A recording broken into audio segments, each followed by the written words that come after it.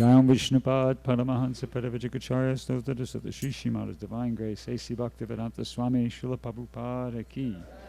ISKCON BBD Founder Acharya Srila Prabhupada Ki. Shri Krishna Janmastami Ki. Go Premanandi Hari Hari. All glories to the assembled devotees. All glories to the assembled devotees. All glories to the assembled devotees. All glories to Shri Shri Guru and Gauranga. Glories to Srila Prabhupada. Om Namo Bhagavate Vasudevaya.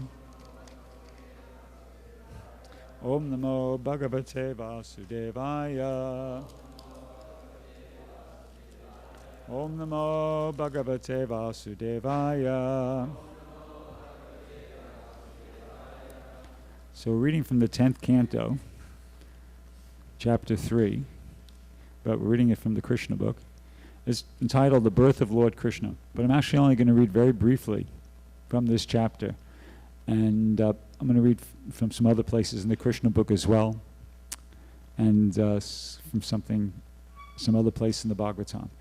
It's all going to be about Krishna, but it's not all going to be about Krishna's birth necessarily. So we'll just start. Birth of Lord Krishna. As stated in the Bhagavad Gita, the Lord says that his appearance, birth, and activities are all transcendental, and one who understands them factually becomes immediately eligible to be transferred to the spiritual world. The Lord's appearance or birth is not like that of an ordinary man who is forced to accept a material body according to his past deeds. The Lord's appearance is explained in the 2nd chapter of the 10th canto here, the prayers of the demigods. He appears out of his own sweet pleasure. So just one point on that, where it talks about how this statement of one who understands them factually becomes immediately eligible. It's one who understands that the Lord's appearance, his birth, and activities are all transcendental. So what does that mean? It means more than just that you understand, you comprehend the idea. You know, like in America, they have this expression, put your money where your mouth is. Probably everybody's familiar with that expression. So basically what's being said, what's my understanding of what this means, to understand the transcendental nature of Krishna's birth, appearance, and activities, is that you're prepared to put your life, your activities, where your life's belief is. In other words, to really understand the transcendental nature of Krishna's appearance, birth, and activities means that you're prepared, you're willing to engage in devotional service. That's like putting your money where your mouth is, so to speak. You're actually prepared to do it, to engage in devotional service to Krishna, to follow the rules and regulations and engage in the devotional activities. Then you're understanding the transcendental nature of Krishna's birth, appearance, birth, and activities. And of course, it doesn't end there. That's the beginning. And then gradually, as one does that, one engages in devotional service, then that conviction, and it starts off as like an intellectual conviction, transforms into an experience. And that's the process of devotional service. It's described very nicely by Rupa Goswami in the Bhakti Rasamrita Sindhu. Ado shara tato sadhusanga tata bhajana kriya tata anartana vritti, and then nishta, ruchi, ashakti, bhava, and prema. In other words, as one acts upon that conviction that yes, Krishna's appearance, birth, and activities are all transcendental, therefore let me engage in devotional service. And then one does that, then one starts experiencing those different stages as one progresses through devotional service. So another point that should be made, could be made here, is that it's talking about, Prabhupada mentions here how Krishna appears at his own sweet will, his own sweet pleasure. Right?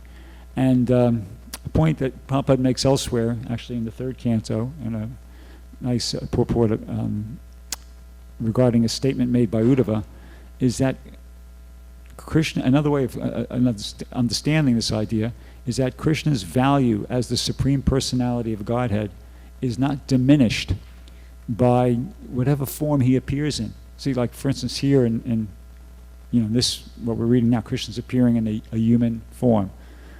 But as a baby, But whether he's appearing as a baby, whether he's appearing as a beast, whatever he's appearing at, his value as the Supreme Personality of God is not diminished.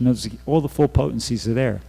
And I mean, just to give the obvious example, when Krishna appeared as a baby, he was just barely old enough to open his eyes, if I'm remembering correctly.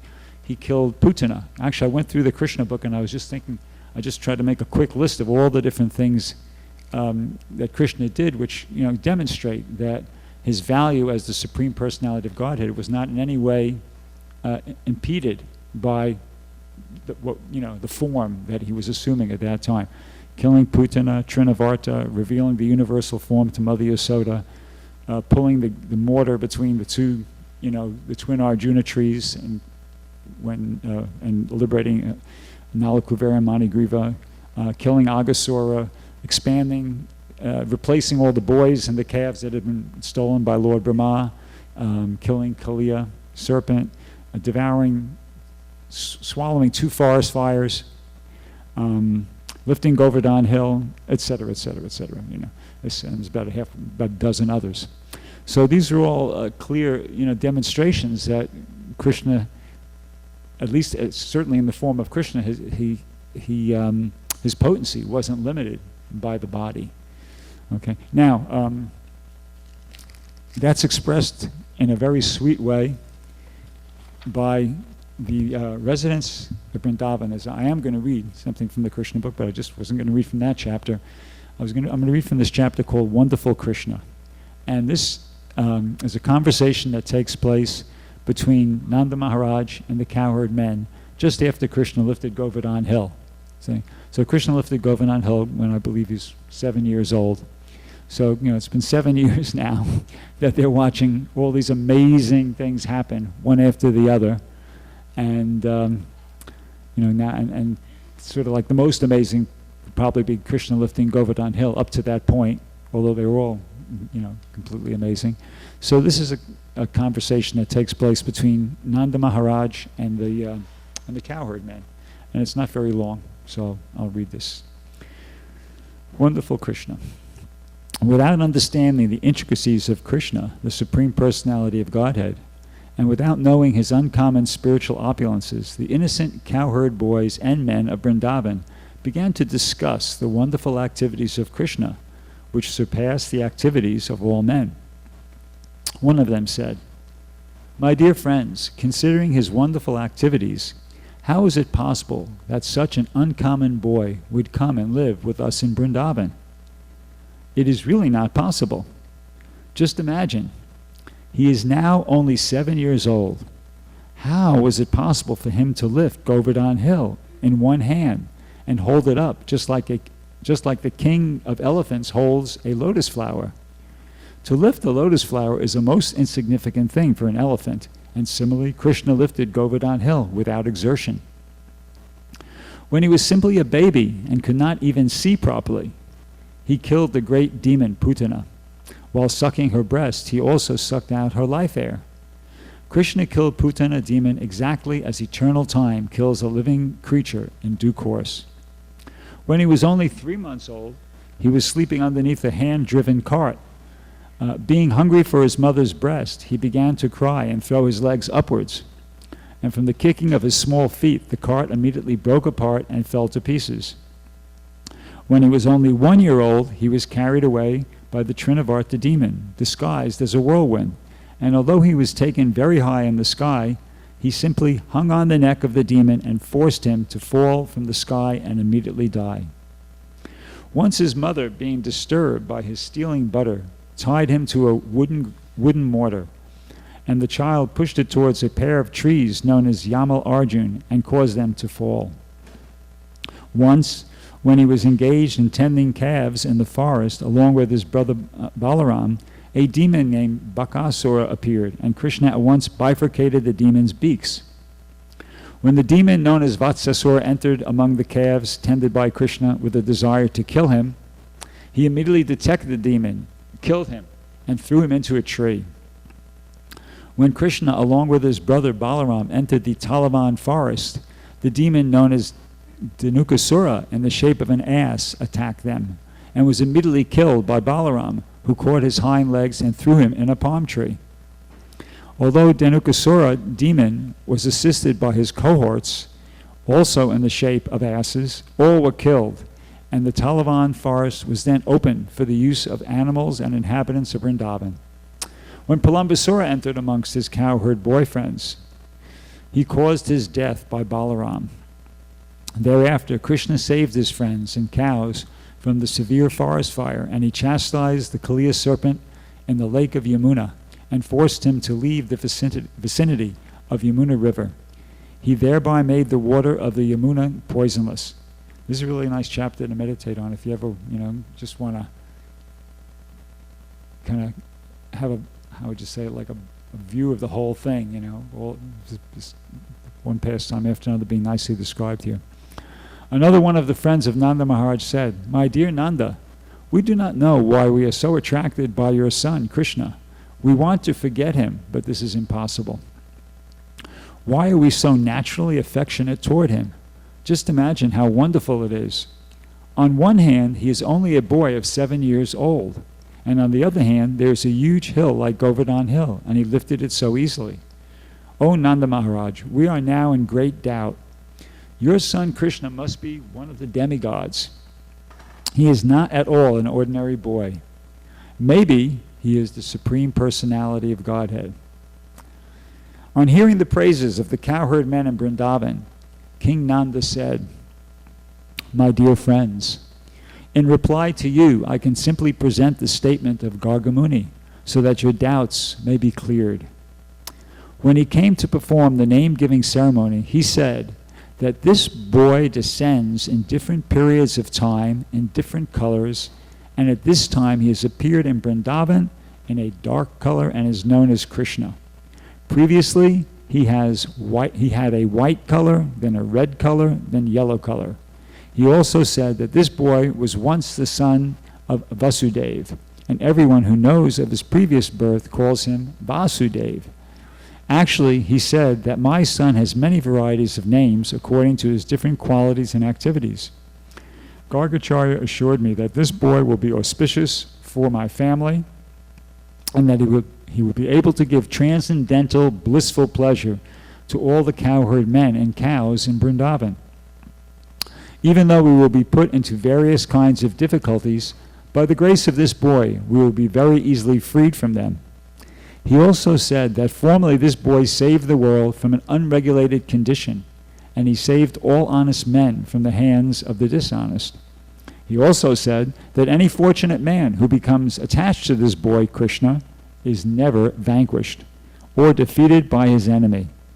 On the whole, he is exactly like Lord Vishnu, who always takes the side of the demigods, who are consequently never defeated by the demons. Gargacharya thus concluded that my child will grow to be exactly like Vishnu in transcendental beauty, qualification, activities, influence, and opulence. And so we should not be very astonished by his wonderful activities. After telling me this, Gargacharya returned home, and since then, we have been continually seeing the wonderful activities of this child. According to the version of Gargacharya, I consider that he must be Narayan himself, or maybe a plenary portion of Narayan. When all the cowherd men very attentively heard the statements of Gargacharya through Nanda Maharaj, they better appreciated the wonderful activities of Krishna and became very jubilant and satisfied. They began to praise Nanda Maharaj because by consulting him their doubts about Krishna were cleared. They said, "Let Krishna, who is so kind, beautiful, and merciful, protect us." When angry Indra sent torrents of rain, accompanied by showers of ice blocks and high wind, he immediately took compassion upon us and saved us and our families, cows, and valuable possessions by picking up Govardhan Hill, just as a child picks up a mushroom.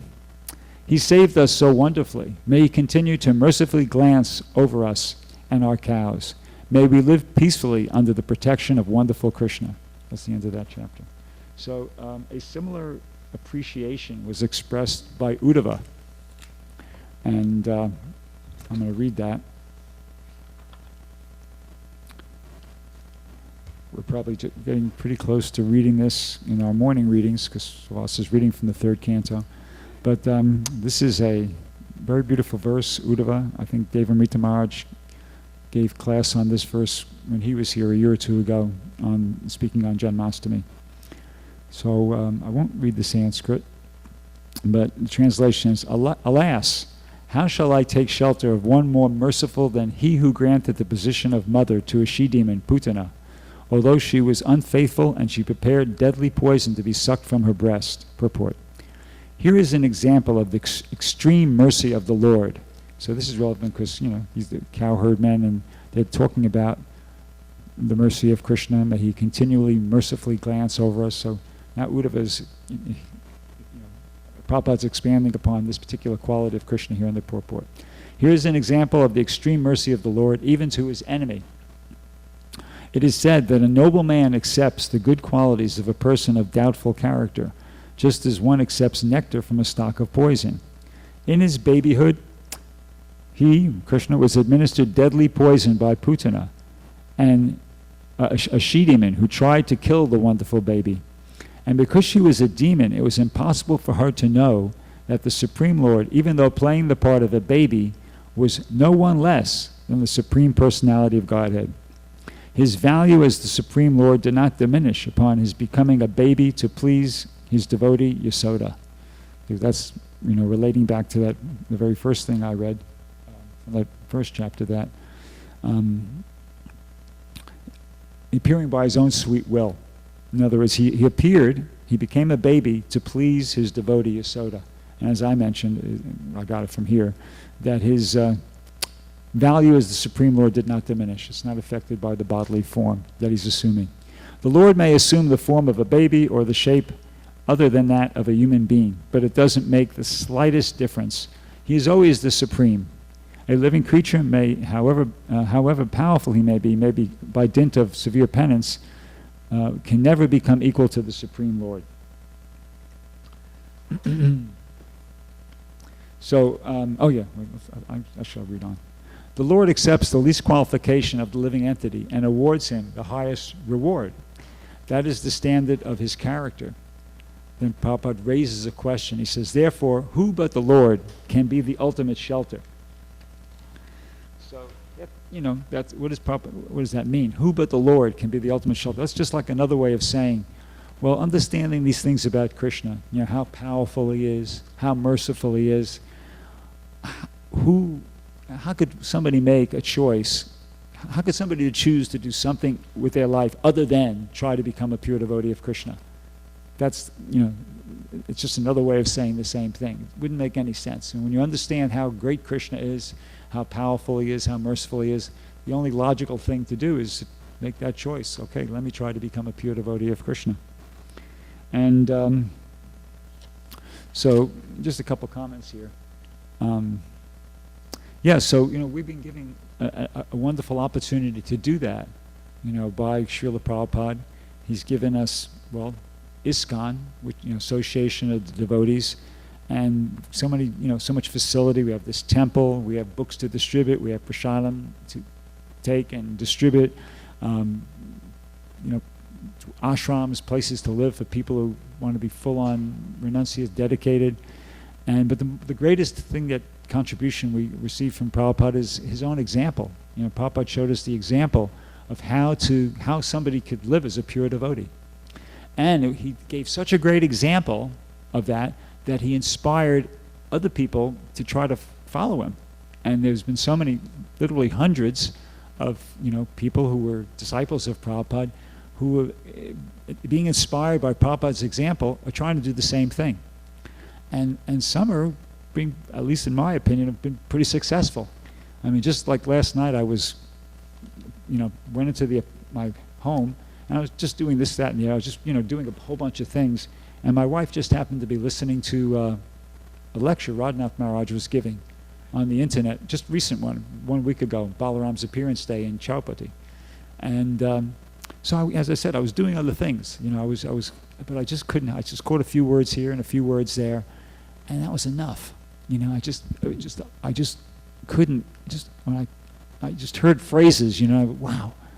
And then I had to stop and listen a bit more carefully. And I just realized, wow, this is so good. You know, he's speaking so nicely. You know, just it was just so, I don't know, just, you know, he's such a good speaker, and it was just, the points he was making were just so interesting. It was just so, and it seemed like so natural and so effortless. And I couldn't help but just sit there and it just stopped me dead in my tracks, as, you know, as the expression goes. And I have to just go, wow, this is amazing. This is nectar. He's just so good, you know. So I was thinking, he's not the only one. You know, there's so many devotees, disciples of Srila Prabhupada, who, because of being inspired by Prabhupada, have taken up Krishna consciousness, but practicing it very seriously for years and years and years. And when you hear them speak, you can, you know, you can appreciate the fruits. You know, they're Krishna conscious. Either that, or they're the best actors in the whole world. You know, which I don't think is the case. And a couple days ago, I was. Somebody showed me, I can't remember what I was doing, but somebody just plunked a computer in front of my face, and they showed me a picture of Jayapataka Maharaj. He was in Malaysia, I believe it was. They just opened a new temple there. And they had him, he wanted to participate. You know, even in his condition, it's very difficult for him to just do anything, pretty much. But he's trying to, you know, he wants to fully participate in all the devotional activities. They hoisted him up on a crane so that he could, you know, participate in this ceremony to bathe the, you know, put something up on the chakra or something. I can't even remember, I didn't even catch what he was doing, but I was just so impressed by the fact that, you know, they actually hired a crane and lifted him up so that he could, you know, he has that type of a desire, you know, so he's showing an example of no material impediments. You know, his desire is so strong to serve. And so these types of things are not going unnoticed, it's not going without effect. Just this morning, my God brother Satchidanarayan mentioned to me that he just came back from Korea, and he was saying that, yeah, you know, the leading Indian people in Korea, they've all, you know, he had a meeting with them. They've decided, yes, there has to be an ISKCON temple here. So now there's going to be a big, beautiful ISKCON temple in Seoul, Korea, and last night. I've been hearing, you know, Suras mentioned it a couple of days ago. Danavir Maharaj was having some problems with his health. So I thought, oh, okay, I should find out. I know Danavir Maharaj, you know, so let me find out a bit more what's going on. So I went up to Dundabats hoping to be able to find something. And, you know, so as soon as I got on the home page, there's this picture. All of a sudden, I see Dundabats, and the next thing I see is this picture of a woman. There's this, you know, the whole screen is filled up by this picture of a woman. And I look and I said, who's that? And, you know, she looked young, and about maybe 35, 40 years old. Who's that? And I looked a bit more closely, and I said, I couldn't recognize for sure, you know. And then it worked out it was this lady, Tulsi Gabbard, who's the U.S. Congresswoman for Hawaii. And there was one of those little arrows there, you know. So I clicked on it and said, okay, well, what the heck? Let me see what she has to. Probably it's a little video of her. So, she, you know, she spoke. She started speaking, and it was a video. And I was amazed. You know, this is a U.S. Congresswoman. You couldn't have heard something more devotional. I mean, she's like a full-on devotee of Krishna, 100% full-on devotee of Krishna. And there she was glorifying the importance of Krishna. I mean, the preaching could not have been more direct and more devotional and more, you know, I mean, she understood the philosophy, everything was all there. And she's, you know, going on went for 4 minutes, you know, and it was just full on, just preaching, glorifying Krishna, talking about the importance of Janmastami. We have to saying how we have to surrender our lives to Krishna. I mean, everything. I was thinking, I mean, there was no audience. It was a dedicated video. Obviously, it was a video for that purpose. But still, it was pretty amazing. And it, you know, it just kind of struck me like, you know, we don't know what's going to happen. I mean, you know, she could be a president of the United States in the future. I mean, we don't know what Krishna's plan is. She seems like, you know, she's definitely, you know, popular. And so anyway, so these things are there.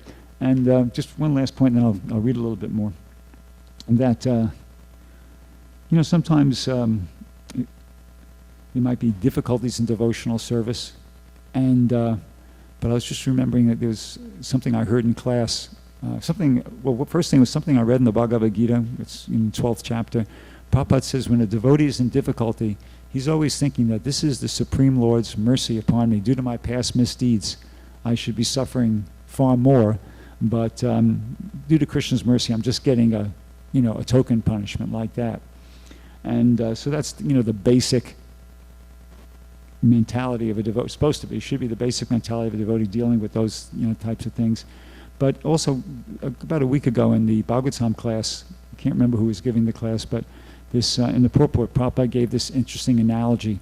He was saying how just like an animal can't understand the purpose of a human being without being beaten, so in the same way, the conditioned soul can't understand the purpose of the Supreme Lord without sometimes, going through experiencing some difficulties. Adhyatmik, adhibodhik, adhidaivik. So I was thinking that's also an additional way in which we can, understand maybe what's going on in our lives, that it's just Krishna. Once we make that decision to become devotees, and we're trying sincerely to become devotees, and there's difficulties, we could see those as Krishna's attempt to pull us closer, just like to give in, how would you say, expand on that point, that analogy, that example. Imagine there's like a cowherd boy, and he's herding some cows, and it's they're grazing in the pasturing grounds. They're having a great old time, but it's getting late in the day, and he knows he has to get them back in, in a protected area. Otherwise, they'll be either stolen or eaten by wolves, tigers, jackals, etc. See, so he can't just call them and say, "Hey, come on over here." They won't listen. And even if he have a rope around their neck and he tries to grab it, they're still they're grazing. They're thinking, "Hey, human, get out of here! Don't bother me. I'm enjoying myself. Let me do my thing." But the cowherd knows that I got to get him in there, otherwise they're just going to get stolen or or eaten by the animals. So in the same way, until we're pure devotees, we're sometimes we're thinking that why is this happening to me? Why is Krishna? Why is this bothering me? I'm being bothered by this or bothered by that. It's Krishna. It's just like that cowherd boy. He's perceived by the cows as a disturbance, because they're trying to enjoy the grazing, but really he's their savior. You see, if he doesn't beat them with the stick, get in that, get in the paddock, or wherever they put him, get in the fenced off area. He's beating them with the stick, and they don't appreciate it. They resent it, but he's saving them, because if they stay out there, they're finished. So in the same way, these difficulties are sent by Krishna. A lot of the times difficulties, they're sent by Krishna to beat us and get us into the protected area. We think we know what's good for us, but sometimes we really don't. We're like, I think I've given this example before. I'll give it very briefly now. Before I was a devotee, I had a job at a hospital as a male nurse's aide, and one of the things I had to do was get the people out of the bed and into a chair, or vice versa, out of a chair into a bed, because they couldn't do it themselves. And what used to happen is that, the person would be in the bed, and they'd be calling out, "Oh, please get me out of this bed," because you think that it's very comfortable, right? It'd be great to lie in bed all day. Well, it's not. Your muscles get sore, and it becomes very uncomfortable. So you want to get out of bed. So they're calling out, "Please get me out of this bed. Get me out of this bed." And they press a buzzer, and the light goes on and everything. And I come and say, "Okay, all right, no problem. I'll get you out." At the time I was 18 years old.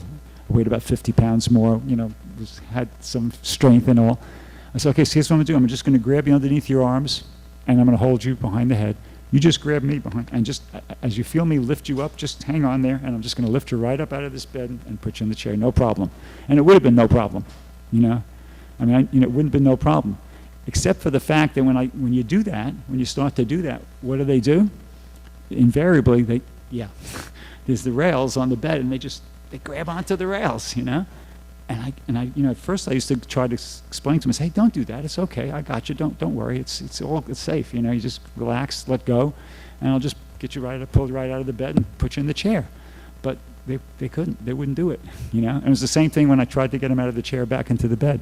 I used to have to call another person, and I would be doing that, and the other person would be prying open their hands. You have to have one on each hand so you could do it simultaneously to get him out of the bed and put him in.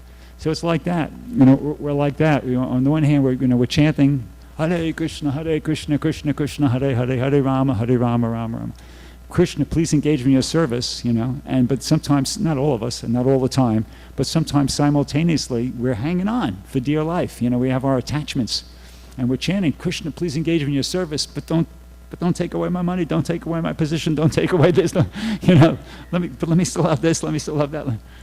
And Krishna's going, sorry, it doesn't work like that, you know, and he's trying to just pull us out, you know.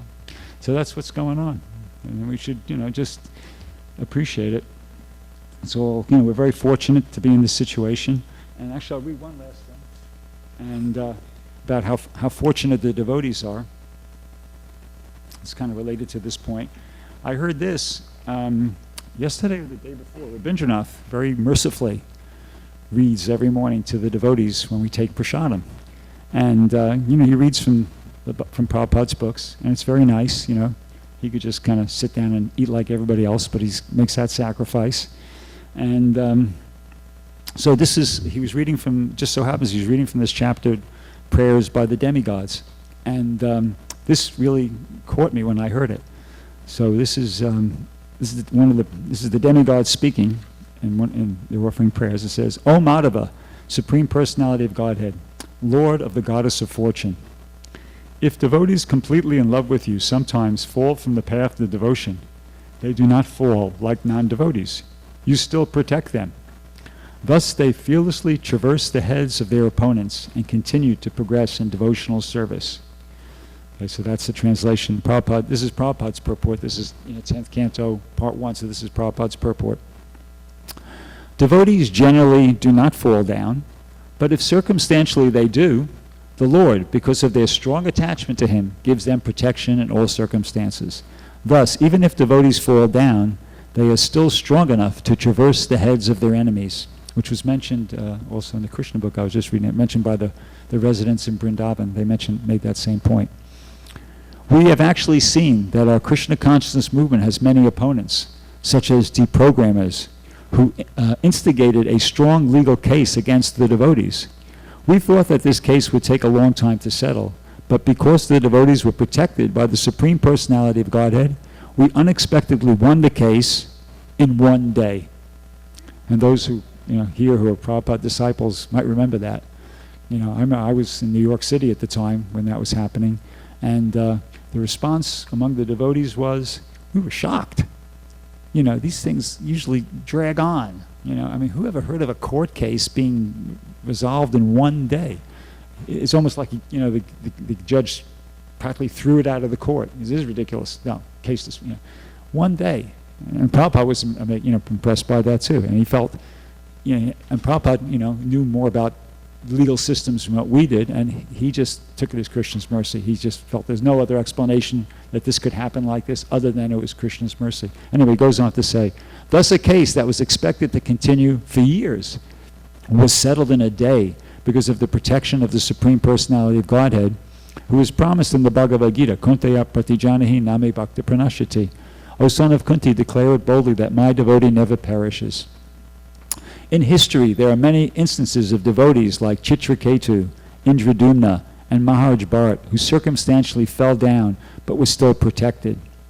So this is we can hear this theme of Krishna's mercy to his devotees, how he protects his devotees and how merciful he is to his devotees. Maharaj Bharat, for example, because of his attachment to a deer, thought of a deer at the time of death, and therefore in his next life he became a deer. Yam yam vapi smanam bhavam tyajate ante kalevaram. Because of protection by the Supreme Personality of Godhead, however, the deer remembered his relationship with the Lord and took his next birth in a good Brahminical family and performed devotional service. Suchinam srimatam gehe yoga bhashta prajayate. Similarly, Chitraketu fell down and became a demon, Vitrasura, but he too was protected. Thus, even if one falls down from the path of bhakti yoga, one is ultimately saved. If a devotee is strongly situated in devotional service, the Supreme Personality of Godhead has promised to protect him. Kunteya pratijanahi name bhakti pranashati. So, this is a good day. A day like today is a good day to try to reconfirm that our resolve, and just resolve this, that we should try to be strongly situated in devotional service. Come hell or high water, just reconfirm. I'm going to try to be strongly situated in devotional service. And if we do like that, then it's Krishna's guaranteeing that he'll protect us. But even if a devotee circumstantially falls down, he is protected by Madhava. And Prabhupada elaborates upon this. He says, the word Madhava is significant. Ma, Mother Lakshmi, the mother of all opulence, is always with the Supreme Personality of Godhead. And if a devotee is in touch with the Supreme Personality of Godhead, and the opulences, so all the opulences of the Lord are ready to help him. Yatra Yogeshvara Krishno, Yatra Parto Danordara, Tatra Shrir Vijayo Bhutir, Dhruva Nitir Matir Mama. Wherever there is the Supreme Personality of Godhead, Krishna, and his devotee Arjuna, Partha, there is victory, opulence, extraordinary power, and morality. The opulences of a devotee are not a result of karma kanda vichar. A devotee is always protected by all of the Supreme Lord's opulences, of which no one can deprive him. Tesham nitya bhayuktanam yoga shemam vahami. That's that verse, I think it's in the 9th chapter. Krishna says, to those who ananyas chintayanto mam yejana pariyupashyate tesham nitya bhayuktanam yoga shemam vahami. Those who are always meditating on my transcendental form without deviation, exclusively engaged in my devotional service, I preserve what they have and I carry what they lack. Thus a devotee cannot be defeated by any opponents. A devotee therefore should not deviate knowingly from the path of devotion.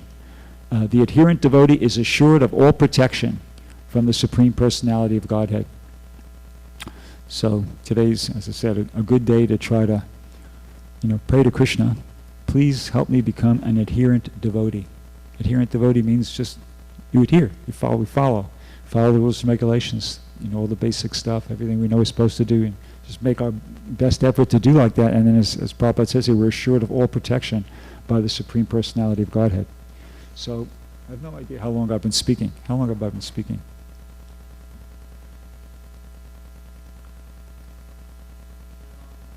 Not long enough. Should I read from the chapter, The Birth of Lord Krishna, or or is that it? I could stop there and ask, are there any questions or comments, or maybe I said something that kind of sparked some realization in somebody, or yeah, Mata.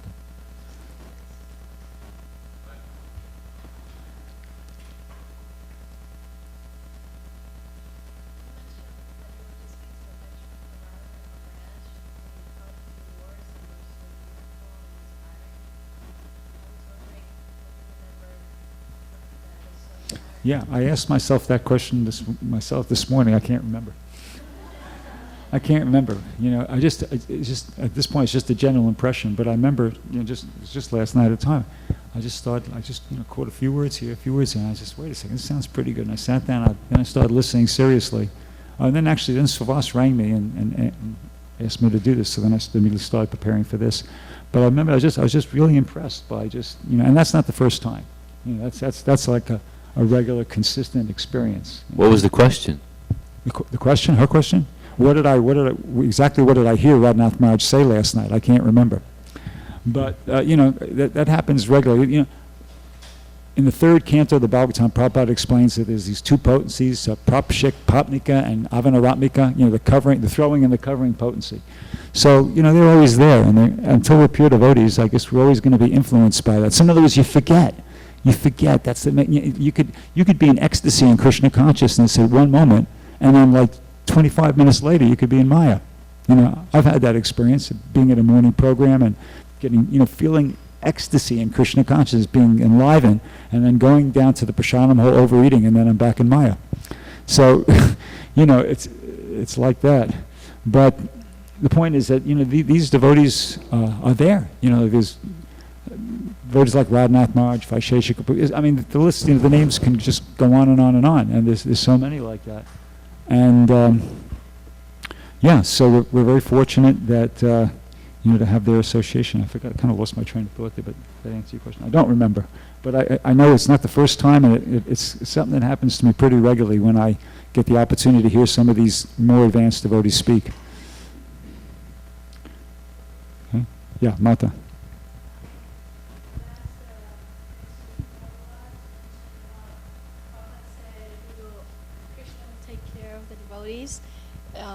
Even if they fall down. Yeah. But then it also said, knowingly, if they don't knowingly deviate. I was wondering what that meant. Well, if you deliberately, like in the case, the three examples Prabhupada gave, Bharat Maharaj, Chitraketu, and what was the third one? And Jaduna, yeah. Those examples, they were kind of like, it wasn't deliberate. They did something, and as a result, there was some reaction. Chitraketu wasn't intending to offend Lord Shiva.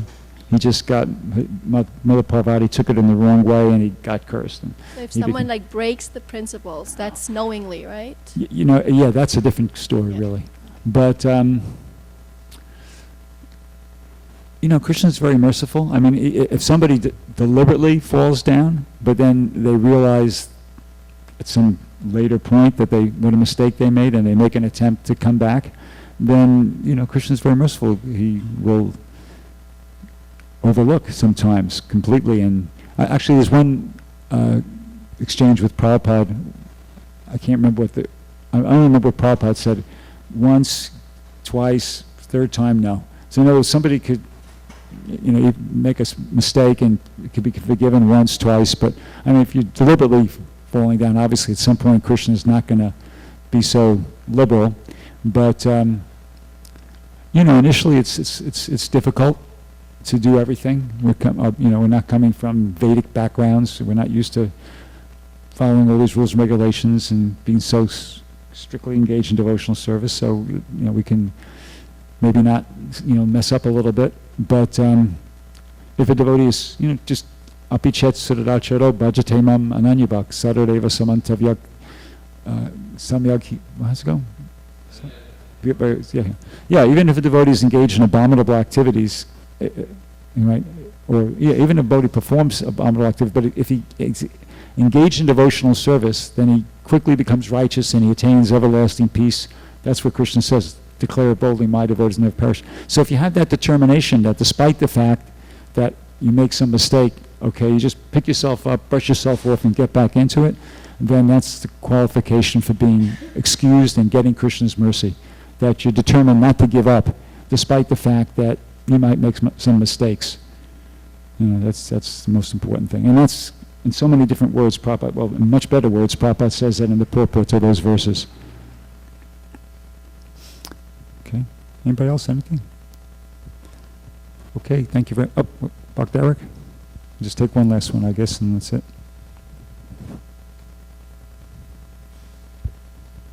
Hare Krishna, Prabhu, thank you. Yeah, I just had a question. It's pretty much related to that last point as well. It was just something I was kind of curious about.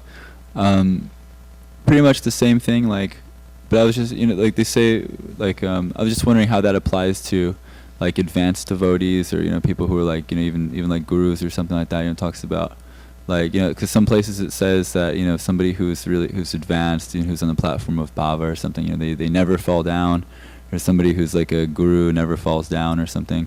But isn't there some injunction that if they do, then they should be given a chance to rectify themselves? I was just wondering, if you had any idea where that comes from, or if that's Prabhupada who said that, or. Yeah, no, it's from the, if I remember correctly, the Madhurya Kandambini. It's been a while since devotees have kind of talked about. And I can't remember who the author of that one was. Narahari Das Thakur or something like that. This just kind of came up a lot back in the late 80s, when unfortunately there were a lot of devotees who were in high positions and they were having some spiritual difficulties. And in that particular literature, it's pointed out that if somebody's in that position, then they should be given a chance to rectify themselves. They should be approached and how would you say it? It should be pointed out, hey, this isn't correct, and they should be given a chance to rectify themselves. And if they do, then things go on. Things continue on. And if that's not possible, then it's recommended in that literature that devotee take shelter of another person, bona fide person. Swas, you want to say something like that? No, okay. So that's there. Okay. Well, one last question. Yeah.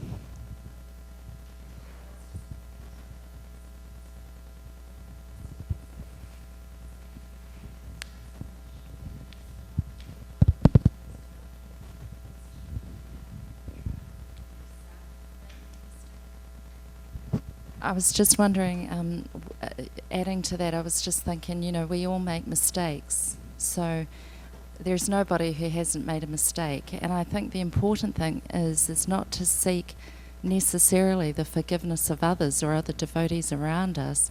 It's to try and seek forgiveness from ourselves, to look within ourselves and work on yourself and think, I made a mistake. I got to try to forgive myself for making a mistake. That's an interesting point. I'll tell you what that means to me. Okay. What that means to me is don't get guilted out. In other words, don't allow yourself, because you make a mistake, don't get all mental and guilty and don't not allow yourself the opportunity to engage in devotional service. You make a mistake, don't... Prabhupada said in the first canto, he says, he quotes Chanakya Pandit, how you can take gold from a filthy place and a lesson from a fool. And so I remember something from a book I read. It was not a devotional book, but I think it's taking gold from a filthy place. It goes, most moralists agree that remorse is a very regrettable sentiment. If you have behaved badly in the past, repent, make what amends you can, and address yourself to the task of behaving better in the future. Rolling in the muck is not the best way to get clean. So in other words, that's forgiving yourself. Don't roll in the muck. Absolutely. You make a mistake, okay, acknowledge it, I made a mistake, and then give yourself a chance to once again engage in devotional service. That's the ultimate way of rectifying everything, engaging in devotional service. That's forgiving yourself. Don't hold it against yourself so much that you feel so guilty that you go away from the association of the devotees or whatever. Let Krishna, if somebody's going to get punished, let Krishna punish you. Don't punish yourself. Just come forward, make that, have that inner determination. I'm not going to do that again, and then just get right back into engaging in your devotional service. Thank you very much. Grantaraj Srimad Bhagavatam ki, Shri Krishna Janmastami ki.